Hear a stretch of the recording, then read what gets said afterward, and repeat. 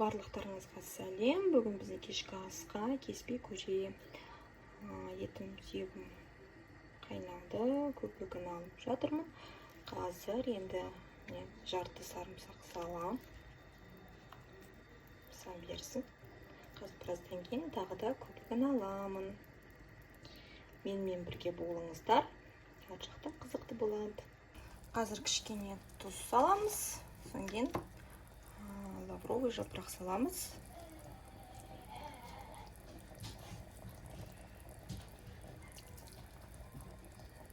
Так.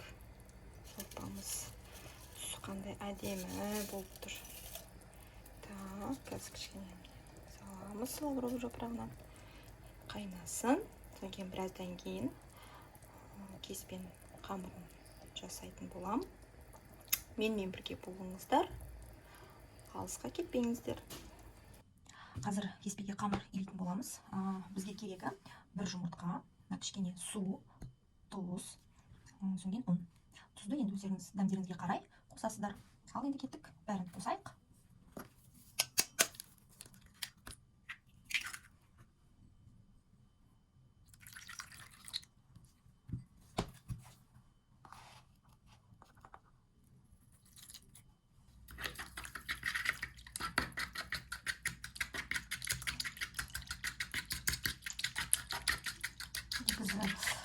Су емес, сорпаны да қосуға болады, сөйтіп илейді.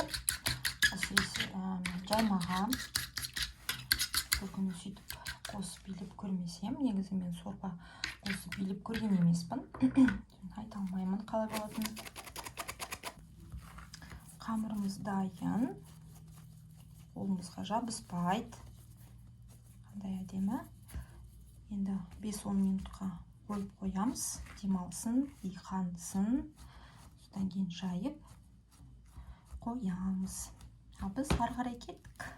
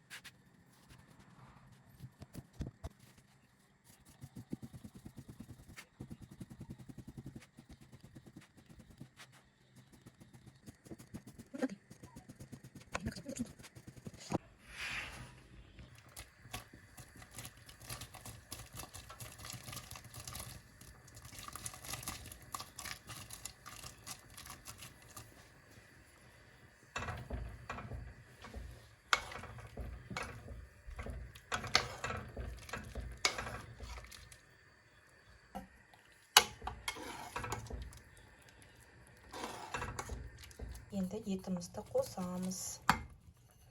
Қазір енді араластырып,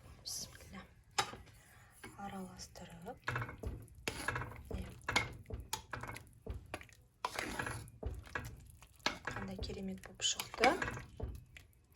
Қазір енді құйып, балаларыма беремін. Жасап көрулеріңізге болады. Әрине, кеспе көжені бәрі жасайды, бәрі білет. Әр жерде әр қалай жасайды, кейде морковь қосады. Сәбіз теркадан өткізіп, мысалы. Әр жерде әр қалай жасайды. Сарымсақты қуырып, үстіне қоса зажарка жасап, мысалы. Саусақты менде балалар жемейді ондай, сондықтан осындай жеңіл сорпада пысқан тамақтар ғана жасауға тырысам балалар үшін. Сол, рахмет.